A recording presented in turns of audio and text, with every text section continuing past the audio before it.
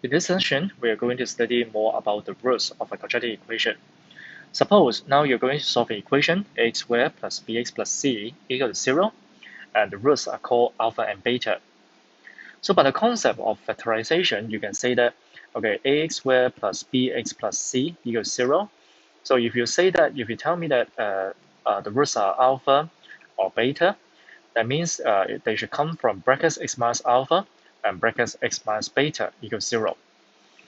And then, but now we have a little bit problem here, because if you go to expand the brackets, you only obtain x squared, but the leading coefficient is a in the beginning. So that's why you have to multiply a over there.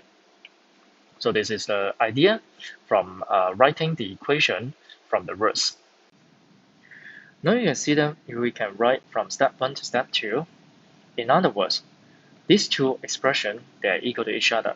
And now I'm going to write more about it. Ax squared bx plus c can be rewritten as a times x minus alpha and x minus beta. If you expand the right-hand side, you have x squared minus alpha x minus beta x plus alpha beta. And continue to expand it, you have ax squared minus a times alpha plus beta xc plus a alpha beta should be a alpha beta. If you are going to compare the terms, you will see that ax squared, they match each other. bxc now turns to minus a times alpha plus beta. And finally, c will be plus a alpha beta. So by comparing like terms, you will draw a very important conclusion saying that b will be equal to minus a times alpha plus beta, as well as c will be a alpha beta. And now you will see there are some relations between the ABC and alpha beta, which are the roots of the equation.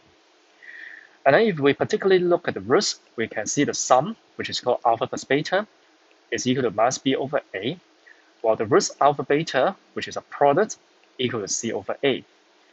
So these are very important results when we are going to study the relation between roots, and we call sum and product of roots.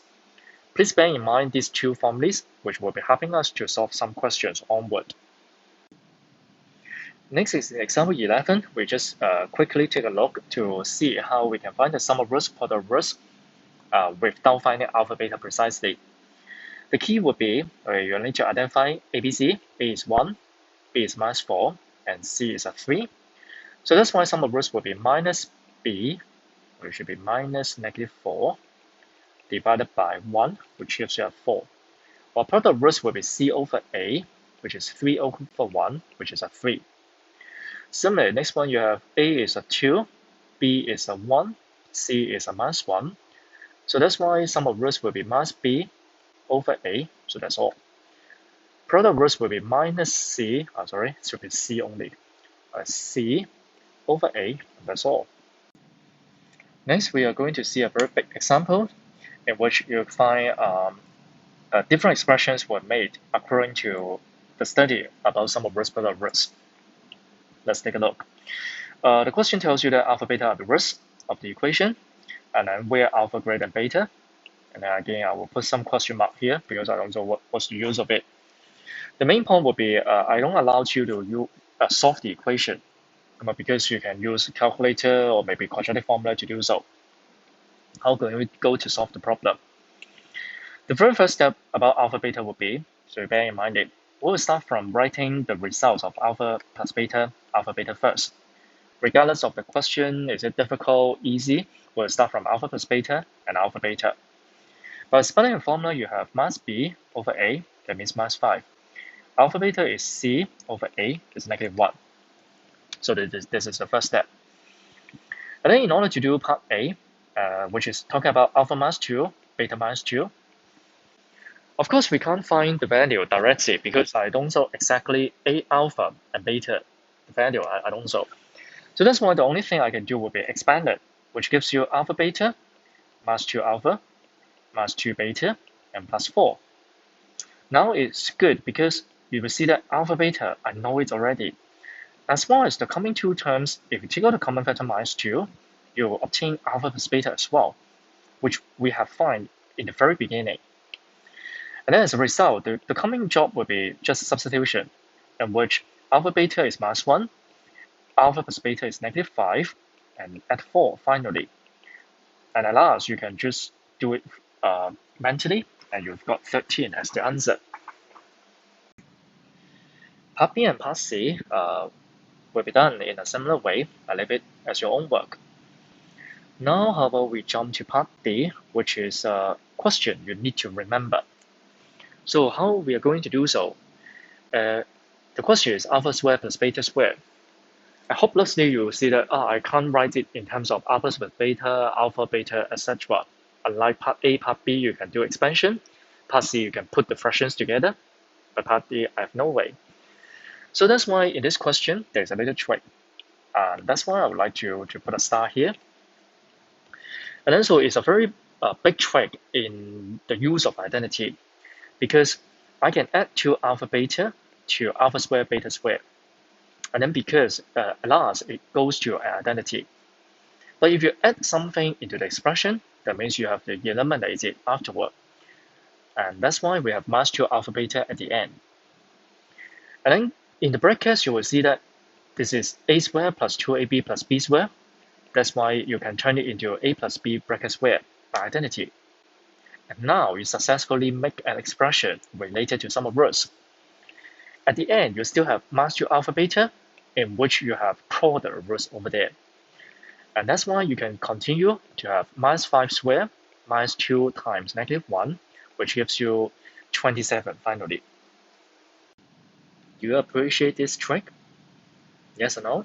But anyway, I would highly recommend you to remember the following so-called formula when you are dealing with question about alpha beta, which is next time when you see alpha plus beta square, you can directly use the identity alpha plus beta bracket square -2 alpha directly.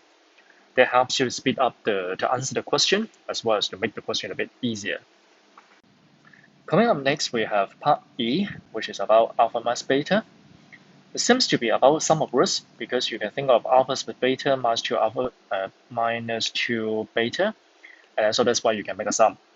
But I don't have any other way to solve for -2 beta, so that's why so-called it's a failed method. To your surprise, alpha minus beta also talking about identity. So what's going on? So the technique or the trick of part E will be in this way. Instead of looking at alpha minus beta, we'll look at its square. I repeat, it is a trick that you try to learn it. And then according to it is alpha squared -2 alpha beta plus beta squared.